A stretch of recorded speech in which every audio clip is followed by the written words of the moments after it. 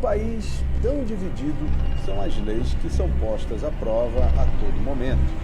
E alguém precisa defender a ordem jurídica, o regime democrático e, principalmente, os interesses da sociedade.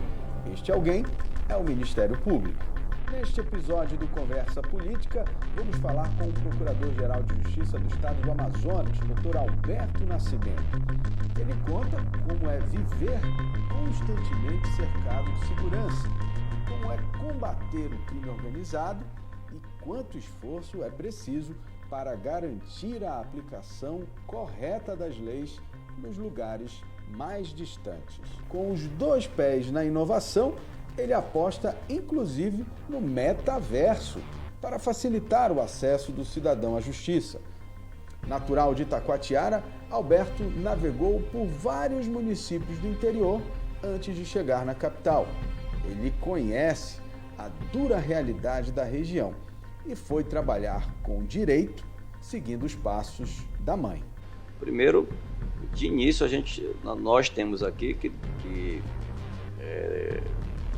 descartar o termo de atos terroristas, né? Para iniciar qualquer assunto, para se tratar do que aconteceu em 8 de janeiro, né? Não há que se falar em terrorismo, ainda mais no país, na condição do que nós somos como brasileiros, né? Não tem como começar essa conversa sem falar do interior. Você é uma pessoa que veio do interior do estado do Amazonas. Queria que você falasse um pouco disso, né? Como foi a infância, né? Para o pessoal entender essa jornada até aqui. Isso é um assunto que me emociona muito, né? Fica até embarga na hora de falar de início. Você que conviveu a vida interiorana, né? Aquela ainda brincadeira das praças, né? A própria Barra Bandeira, principalmente, meu amigo, os desfiles da época de escola, né? Então, 5 e 7 de setembro sempre foi um marco para todos nós que somos do interior. As escolas todas faziam grandes eventos, né? Eu lembro que não era carruagem, lógico, era uma carroça, né, que a gente desfilava e trazíamos para cada criança, para cada estudante, um pouco da história do nosso país. Né? Eu lembro que a gente tinha muita ênfase para a Princesa Isabel, né, o Duque de Caxias, então todos esses personagens históricos que a gente passava na época de escola, realmente na nossa infância. Isso sedimentou muito esse amor pelo país, né, que é algo que a gente busca. Eu tenho como ideia ainda, espero realizar isso assim que eu retorne para a minha atuação na Promotoria da Educação, que é a minha promotoria de origem, né, depois que eu deixo a gestão do Ministério Público, colocar isso como um projeto, iniciar pelo nosso estado mesmo, até pelo município, de nós retomarmos na escola a educação à cidadania. Não a antiga USPB, que nós tivemos, Educação Moral e Cívica. Ou Moral e Cívica, né? Mas a gente brindar a democracia, brindar a nossa Constituição, ensinando aos alunos ali o valor que foi essa conquista para o povo brasileiro. Agora, o senhor veio de Itacoatiara, né? Isso. Como é que era? O senhor vivia mesmo em Itacoatiara ou ficava ali? Porque Itacoatiara é relativamente perto, né? A família toda de Itacoatiara, a época a estrada era de pissarra mesmo, 2 balsas para se chegar a Manaus, mas a família, sim, sempre de Itacoatiara. A primeira infância foi toda em Itacoatiara, aí depois por uma vontade da família, né, de que nós viéssemos estudar na capital e até mesmo fazer uma faculdade, né, que na época, na década de 70, não existia faculdade em Itacoatiara. Nós optamos em sair de Itacoatiara e virmos lutar em Manaus. Foram 2 décadas de muita luta, de muitos desafios para nós e também de muita alegria, né? Manaus nos recebeu com doutor, essa escolha pelo direito, foi uma escolha, digamos assim, vocacionada, ou foi aquela escolha de pai e de mãe, olha, vai fazer direito, medicina, porque isso dá dinheiro, porque isso aí é uma grande carreira? Como é que foi esse relacionamento com o direito?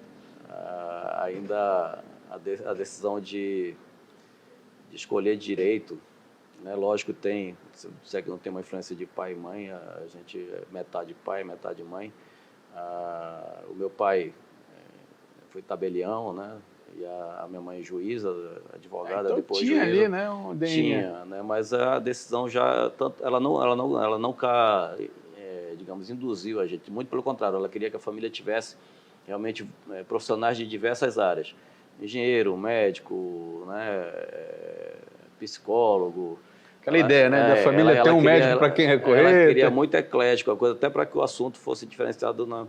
Mas eu ainda muito criança, ainda com uns 10, 11 anos, já tinha definido, né, que era essa a minha, digamos, a minha missão como ser humano. Né? E eu vou te colocar um fato que poucas pessoas da área jurídica conhecem, né, aqui. Aquele episódio em que o fórum, na época era no Aleixo ali, que pegou fogo. Né? Sim.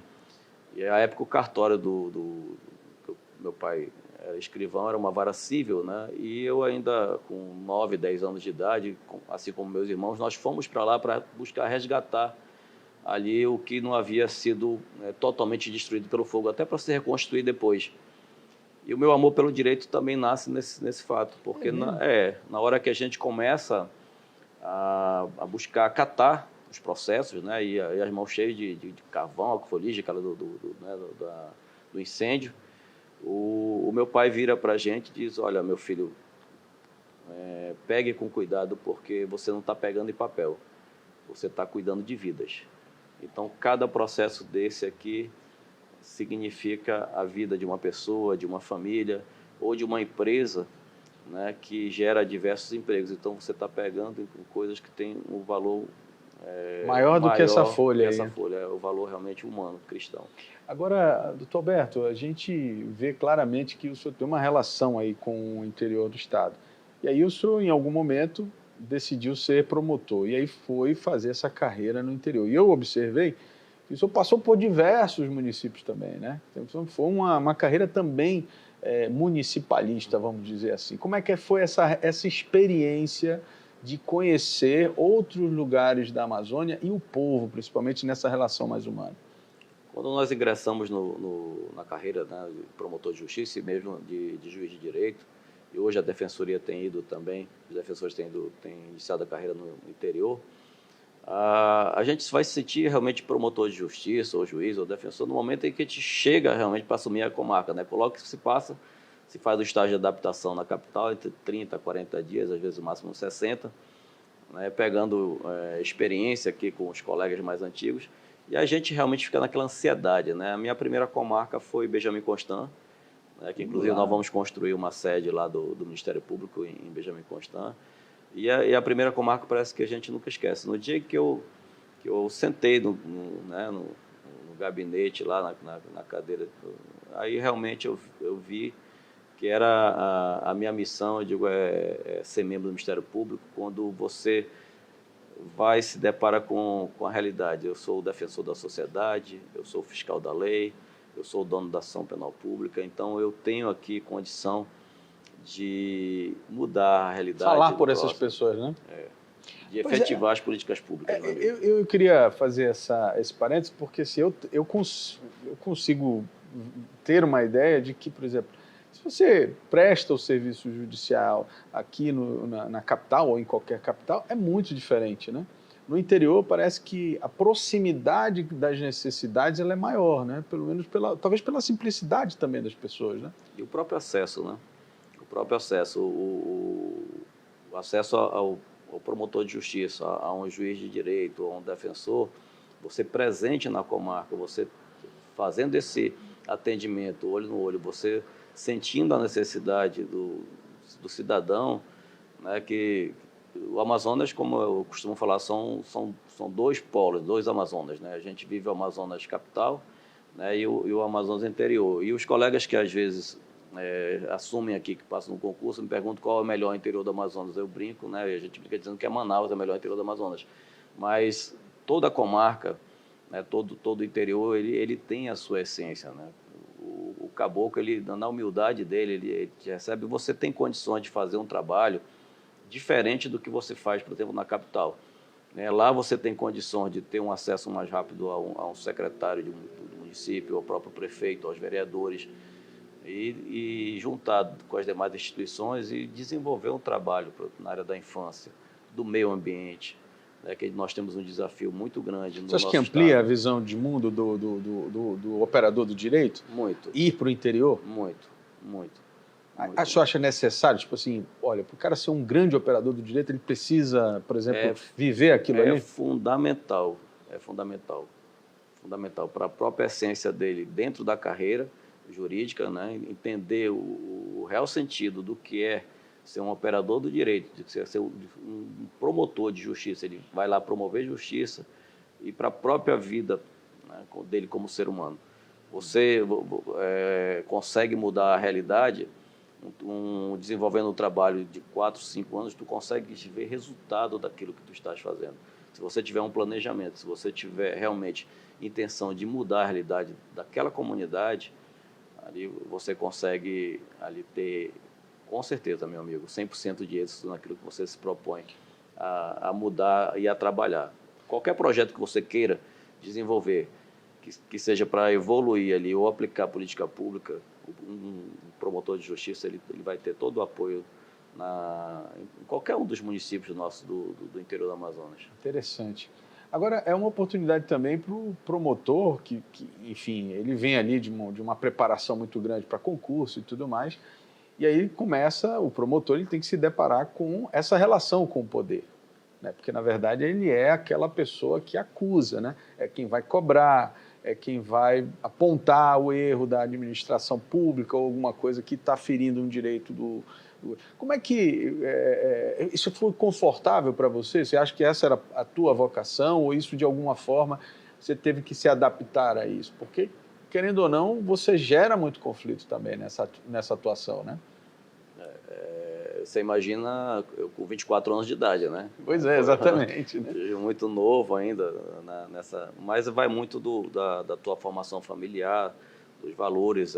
Eu acompanhei muito o trabalho da minha mãe no interior, quando logo que ela ingressou na magistratura. Você ia para o interior? Eu ia para o interior, a faculdade entrava em greve, eu ia para o interior, acompanhava nas audiências, minutava as sentenças. Depois, com a relação com o próprio promotor de justiça, eu já ajudava na elaboração de denúncias, de pareceres. Então, isso e a relação com os demais poderes, né? E você compreender também a limitação que tem um prefeito do interior, que tem um presidente da Câmara, que tem um secretário. Isso te traz muita maturidade. Que é um lado que muitas das vezes a sociedade prefere ignorar, né? Prefere botar a culpa no poder, no administrador público, sem querer entender isso que você está falando. Às vezes ele está limitado ali, né? Está limitado. E a gente vem buscando hoje, né, nesse viés, principalmente com os novos colegas, que o Ministério Público hoje não é aquele Ministério Público da década de 90, eminentemente demandista. Não adianta eu ter uma representação ou ter uma responsabilidade, um desafio na minha mão de mudar a política pública sem eu ter consciência de que eu também participo desse processo. Não simplesmente requisitar informações do poder público e entender que não há condições de que ele resolva isso e passar o problema, digamos assim, o desafio para o judiciário. Onde, lógico, com a estrutura que nós temos e toda a complexidade que tem do direito processual, né, vão ser demandas. A experiência que nós tivemos no passado é que nós ficávamos com demandas, principalmente de ações civis públicas, décadas, e se mudava gestores, né, saíam prefeitos, entravam prefeitos e o problema persistia. Mas o que você está falando é um negócio interessante, porque isso é uma mudança de visão do papel do Ministério Público em algum aspecto, né? Quer dizer, você, com a experiência do Ministério Público, percebeu-se que não adiantava só ficar entrando com ação judicial, cobrando. Era necessário criar uma espécie diferente de relação, seria isso? Com essas demandas? É a autocomposição. São demandas que a gente senta numa mesa de negociação mesmo, né? Entende, cada um tem que entender, né, as limitações dos lados e também tem que limitar dentro daquilo que a lei nos dá de direito, de limitar também, digamos, a omissão do poder público e dizer, olha, isso aqui eu não posso resolver, não, nós vamos resolver sim. Nós temos prazo para isso, nós temos formas de se alcançar o resultado. Pode não ser 100%, mas a gente pode alcançar 50% nos seus 4 primeiros anos aqui.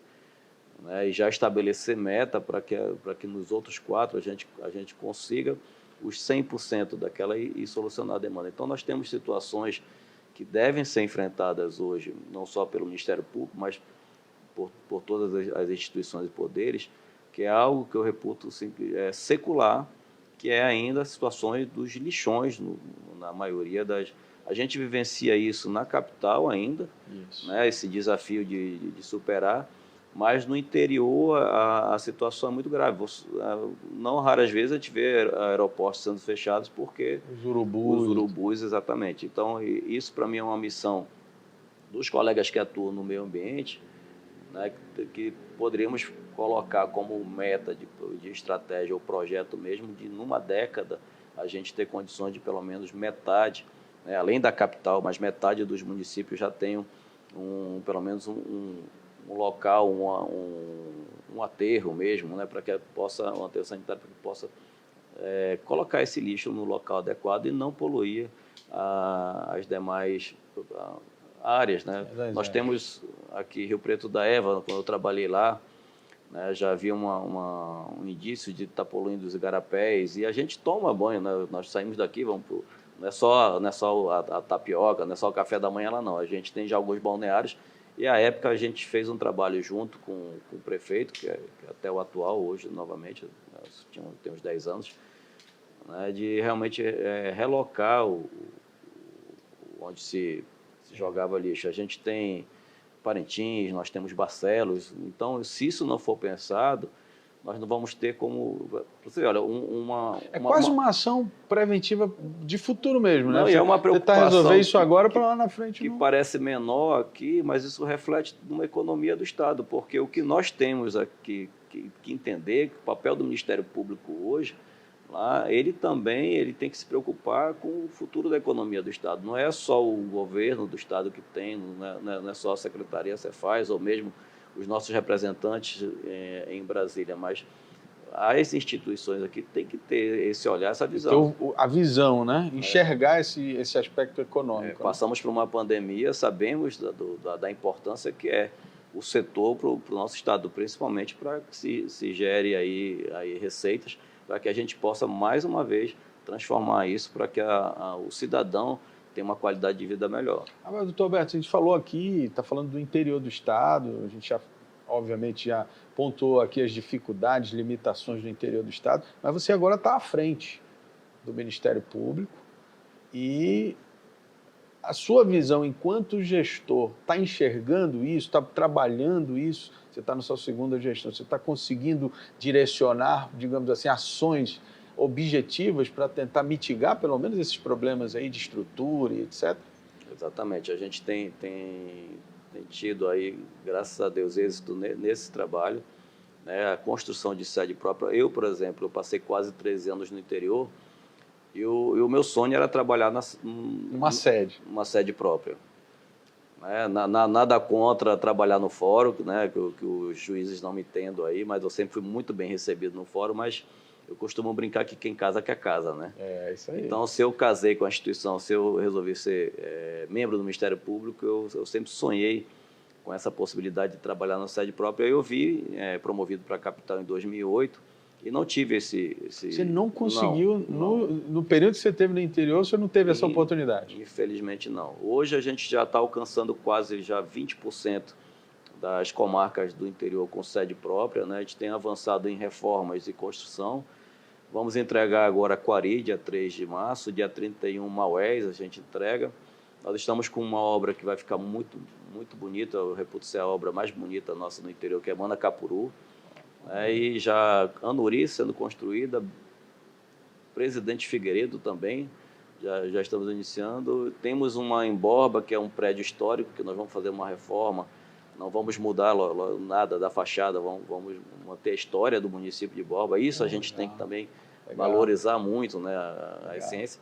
E geralmente a gente coloca, nós estamos colocando dando nome às promotorias, homenageando pessoas do próprio município, até para que o cidadão se identifique com a promotoria de justiça. Olha, eu vou lá na promotoria de justiça do cidadão daqui de Presidente Figueiredo, que desenvolveu muito trabalho. Então, isso aproxima mais ainda a instituição, né, da sociedade local, da comunidade, que é o que eu mais gosto. E aí, investimento de veículos, computadores. Agora a gente está começando a trocar os computadores, e isso é um marco na nossa, e uma mudança de cultura, que geralmente a minha vivência de interior era essa, né? Eu me projetei buscar ser procurador-geral um dia para buscar mudar pelo menos essa realidade dentro. Hoje se tem assessoria, estamos avançando para a residência jurídica, os estagiários também, né, estamos colocando à disposição dos colegas do interior e estamos mudando os computadores primeiro no interior do estado. Geralmente o que nós fazíamos era capital, né? Era capital, e aquilo que ainda era servível na capital se mandava o interior herdava, né? Então, por essa visão de realmente desse desafio que é trabalhar no interior do Amazonas, é que a gente vem buscando trabalhar essa mudança primeiro no interior. A gente coloca o equipamento. Só sabe quem viveu, né? Só sabe quem teve exatamente. Lá, teve que fazer audiência, né? Teve que conduzir, né? Peticionar, essas coisas todas. Só quem sabe é quem viveu lá. Bom, mas aí o senhor veio para a capital, e uma das posições que o senhor ocupou aqui foi no GAECO, né? E a gente precisa dizer, porque eu acho que foi um momento em que a sua carreira no sistema jurídico começou a ganhar uma notoriedade. Você trabalhou em grandes casos e tal, sem entrar em mérito de casos específicos, né? Mas eu queria que o senhor falasse, porque o GAECO é um grupo que trabalha em cima do crime organizado, que é um grande problema na nossa região, e a gente sabe disso. Isso gerou alguma mudança de comportamento, alguma experiência, segurança particular, essa coisa? A vida do Alberto mudou um pouco nessa experiência? Primeiro, a liberdade, né? Você te dá um fato. A minha primeira comarca, Benjamin Constant, minha primeira denúncia, tráfico de droga, apreensão de 127 quilos, aí já iniciei minha vida na instituição, por isso já não me trouxe tanta dificuldade quando cheguei na capital e acabei atuando em casos que também me forçaram a ter uma mudança de hábito mesmo, e entender que eu não teria liberdade. Muda, né? A vida muda. Então, fiz essa primeira minha denúncia como promotor de justiça, foi essa lá. E incinerar a droga, aquela situação toda. Então, a minha vida já passou a ser... Eu ficava hospedado no hotel, eu ia do hotel para o fórum, né? Geralmente a polícia buscava, e do fórum para o hotel. Né? E eu revistava meu quarto praticamente todos os dias com receio de se colocar, fora as ameaças em relação à própria vida mesmo. Tinha aquelas de que, né, no momento em que eu viesse para Manaus, iriam colocar droga dentro da minha mala. Já tinha isso, né? Tinha as sabotagens ali, né? As sabotagens. Então, eu andava com a mala de baixo, entregava só se fosse para um policial federal, lá no aeroporto de Tabatinga. Muito cuidado, né? Então, a minha vida na instituição, minha carreira como promotor de justiça já iniciou assim. E lógico, com o tempo, os traficantes foram soltos, né? Os réus foram soltos, e eu fiquei preso no hotel. Olha só. Né? Foi o primeiro choque de realidade em 96 para mim, porque eu fiquei assim, digo, pô, que sociedade é essa? Que sistema... Como é que é esse sistema? Que lei é esse que o promotor fica preso no hotel e os réus estão comemorando a soltura deles lá? Eu não podia nem sair para ir a um restaurante, então já foi o início, mas sempre com uma atuação sem levar para o lado pessoal, ou mesmo sempre atuando de forma muito técnica. Né? E com isso você vai adquirindo respeito, não só dos juízes, mas dos advogados e principalmente de quem está lá respondendo a uma ação penal. Então a minha preocupação sempre foi essa. Há elementos para se condenar, há elementos para se manter preso? Não há. Então eu dou parecer favorável. Há elementos para condenar? Não há. Então a dúvida vai sempre prevalecer a favor do réu. Eu sempre me manifestei dessa forma. Em Manaus já foi da mesma forma, né? Atuando no GAECO, em diversos casos, e aqui já desde 2009, tanto eu quanto familiares, principalmente a minha filha, anda com escolta até hoje. Virou um hábito. Isso se acumula. Um hábito. Eu passei, pra você ter uma ideia, é público e notório, não preciso, até todo mundo mora na Ponta Negra, eu passei mais de 3 anos sem atravessar ali para ir dar uma caminhada. E minha família. E a família vai junto, né? A família vai junto. E como é que a família embarca nisso? Tem a cobrança? Né? Tem a cobrança sim, mas tudo tem que ser definido com antecedência, né? Com diálogo, com compreensão e cumplicidade. Se não houver isso numa relação familiar, então esse apoio foi fundamental. Mas eu te confesso que pesa, viu, meu amigo? Porque você deixa inclusive, de ter uma vida social, né? Eu passei 10 anos trabalhando na Vecult ali, então você tem uma atuação de diversas situações, você denuncia alguém... Traficante. Terrível, né? Pessoas que vigiam o carro ali, tanto na Ponta Negra quanto em restaurantes e em eventos, então você tem sempre uma certa ressalva, mas... Ninguém nem imagina, doutor, que uma pessoa numa posição que o senhor vive tem que levar uma vida, não só por conta da posição que o senhor ocupa agora, mas essa vida ao longo da sua trajetória. São preços que se paga, né? Para estar onde está, né? E muita gente não tem noção disso. A privacidade é uma delas. Então, doutor, eu queria mudar um pouquinho de assunto, falar um pouco sobre gestão. Né? A gente está falando agora de um Ministério Público, que você acabou de dizer, um Ministério Público que já enxerga que não é só litigância, não é só acusar. Né? Para resolver é necessário ter outras habilidades. Só que eu acho que, incluindo nesse processo, a gente precisa botar mais alguns elementos de mudanças da sociedade. Por exemplo, a questão tecnológica. Né? Antigamente era tudo no papel, antigamente você tinha que estar presencialmente, a pandemia mudou um pouco isso. Né? Qual é a sua visão do Ministério Público para frente? Né? O que o Alberto está pensando em deixar o legado dele de preparação de um Ministério Público que vá fazer sentido para uma sociedade que está chegando aí? Metaverso. O senhor acredita? Acredito. Estamos na iminência já de inclusive, termos a nossa primeira promotoria e vai ser no interior. Olha só. Tem que ser no interior, né? Tem que ser no interior. No interior. Né? Eu ontem, na nossa eleição, que as nossas eleições nós utilizamos a ferramenta Votos. Então, nossas eleições são totalmente virtuais. Você recebe a senha no próprio site do MP, você vai, entra no seu e-mail e você consegue exercer a sua cidadania aqui institucional. Auditável? Auditável. Que essa é a discussão hoje, né? Só não impede código-fonte, tá? Também não dá.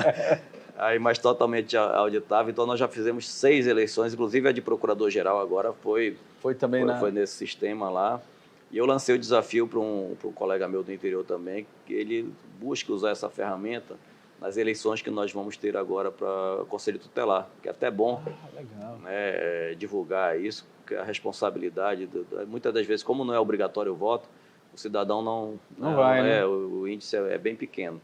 Então, eu lancei esse desafio para o colega e para o próprio setor nosso aqui de inteligência artificial, né, na nossa DETIC, para que a gente consiga aí um projeto para que se faça essa eleição do Conselho Tutelar no interior, pelo menos numa comarca, seja pequena, começa com um projeto piloto, com essa ferramenta.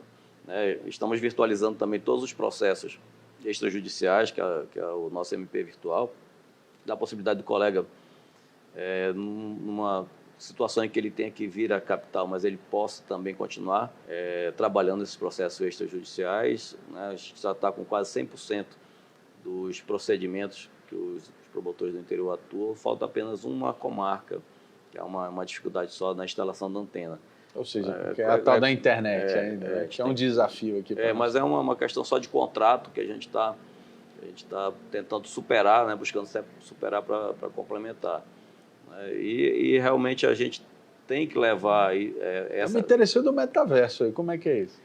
Agora nós já estamos, a gente não pode dar aqui o furo, né? posso te adiantar que é um projeto do colega que assumiu aqui no Amazonas, né? E ele está atuando hoje na comarca de Parintins.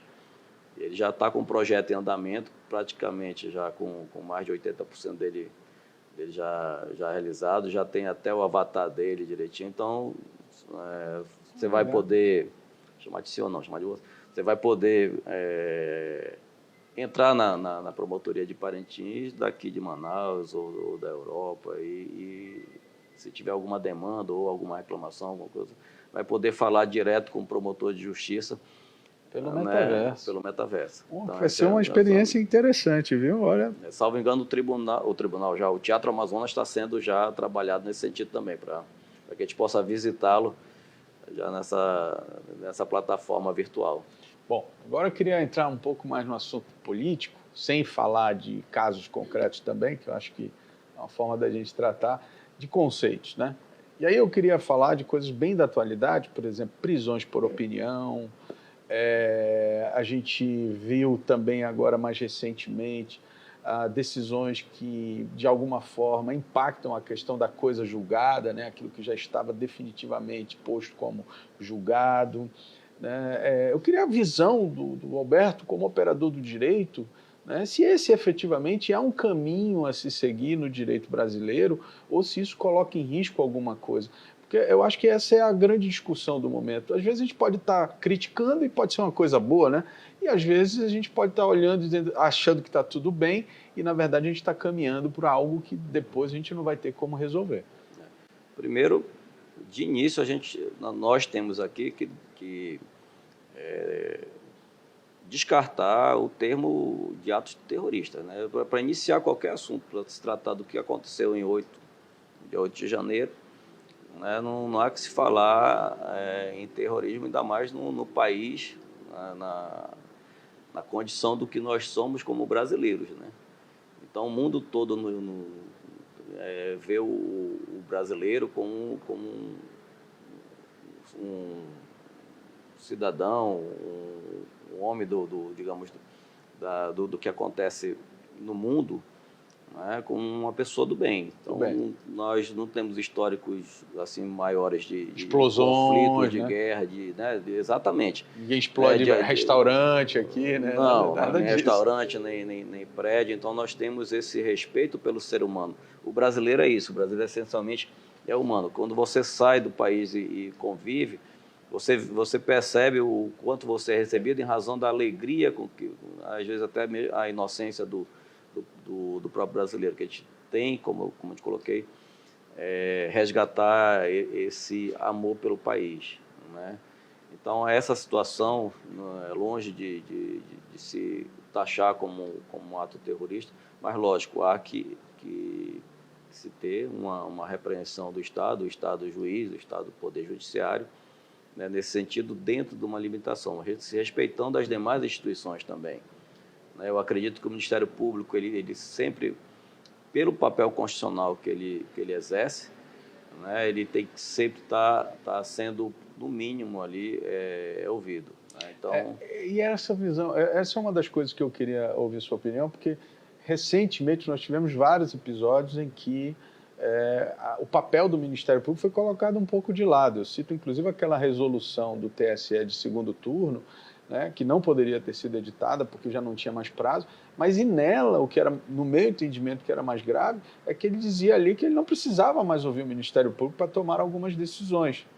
Como é que a comunidade, e o senhor, principalmente como operador de direito, enxerga esse tipo de decisão? Nesse sentido que aí nós temos o Conselho Nacional de Procuradores Gerais, nós temos também a CONAMP, né? Então, as nossas representações de âmbito nacional sempre têm colocado esses, não só diversos ataques que o Ministério Público sofre com aspectos né, que vez ou outra se... Bota lá um projeto de lei para tirar o poder do Ministério Público de investigar. Exatamente. Né? Então, a gente fica sempre atento e ingressando muitas das vezes, lógico, mantendo o respeito que a gente sempre vai ter, até porque nós temos um papel na Constituição que poucas das vezes são lembradas, que quem tem essa determinação constitucional de guardião da democracia, do Estado Democrático de Direito, de zelar pelos poderes, é o Ministério Público. Né? Então, a democracia depende muito dessa instituição, ela se permanecer forte. E nisso a sociedade sempre tem se colocado ao lado do Ministério Público. E por diversas vezes, quando há determinadas, ou do Poder Judiciário, ou do Poder Legislativo, ou do Poder Executivo, a gente tem atuado, né, com as ações cabíveis junto ao Supremo, para que seja reconhecido, sim, e mantidas as garantias que o membro do Ministério Público tem. Agora, porque assim, o que eu vejo de mais complexo e diria preocupante é que muitas das vezes essas decisões elas partem do maior nível do Poder Judiciário, ou seja, acima deles não tem nenhuma outra instituição que possa dizer assim, olha, o que está sendo feito aí embaixo está errado, né? E, ao mesmo tempo, a gente percebe que há um sistema, não sei se essa seria a palavra, mas um sistema que, de alguma forma, apoia esse tipo de ação que está acontecendo no momento. E a minha pergunta também, né, porque eu queria a sua análise, é mais nesse sentido. O senhor acha que isso é bom para o direito brasileiro? Essas coisas que estão acontecendo no geral, sem ter que pontuar todas elas, o senhor acha que isso leva o direito brasileiro, o Estado democrático de direito, que é essa coisa de você entender que a força vem do povo, né, e o povo de alguma forma regula, né, essa vontade através das leis e tudo. O senhor acha que isso está sendo visto nessas decisões? Como é que vai ser o direito brasileiro daqui para frente? É uma situação que me preocupa muito, né, deixando de lado o Alberto, Procurador-Geral de Justiça, né, e membro do Ministério Público, mas como cidadão, né, essa insegurança jurídica que a gente pode demonstrar, não só aqui interna, mas isso tem um reflexo externo. Aí vem a nossa responsabilidade, aí eu me coloco sempre nessa condição de me avaliar como cidadão também, né, de que forma que as instituições, os poderes estão ajudando para que o país cresça. Né? Então, nós temos essa preocupação, porque se eu não tenho um país, né, com estabilidade jurídica, com decisões como tem as outras nações que já estão com a democracia já bem amadurecida, já tem séculos aí, como é o caso, né, de uma Inglaterra, né, da maioria dos países europeus e até mesmo nos Estados Unidos, que você dá ao empresariado. Como é que você vai investir? De qual que você é empresário? Como é que você vai colocar o teu patrimônio, o teu investimento, né, num país onde não tem hoje segurança de que o que está sendo decidido hoje vai se tornar algo... Vai ser mantido, né? Como uma decisão decidida, né? Decidida. Redundante. Ou se eu vou investir aqui e daqui a 1 ano, 2 anos, uma mesma situação vai ser decidida de forma diferente. Então, é essa preocupação que todos nós, que temos a responsabilidade de atuar na área do direito, nós temos que ter para poder ajudar o país, né, e dar ao próprio cidadão segurança, porque hoje você pode chegar a ter um direito cerceado, né, sem que tenha condições de defesa, que tenha um advogado ou que tenha o próprio fiscal da lei, o Ministério Público atuando. Olhando aquilo que está sendo feito. Né? Então, esse equilíbrio, eu acredito que a gente vai conseguir, né, restabelecer Essa era a minha última pergunta. Está desequilibrado, isso é fato, né? Existe um desequilíbrio nessa balança da justiça e na forma como o Poder Judiciário vem atuando. Como conquistar esse equilíbrio de novo e se é possível no cenário que a gente tem hoje com os atores que estão aí, se a gente tem condições de reestabelecer aquilo que o Brasil sempre viveu, uma paz do ponto de vista jurídico, né? Você sabia exatamente o que podia, o que não podia, as decisões caminhavam para os acórdãos, né? Que eram aqueles entendimentos de colegiados, né? E que isso não se mudava, né? E que não tinha uma coisa... Você tinha a condição de dizer o seguinte, olha, isso aqui que eu tenho um direito líquido, porque aqui, olha, tem vários, o entendimento... Quer dizer, como é que conquista de novo isso? Vou te responder com uma coisa bem simples e prática da minha minha esfera aqui de atuação.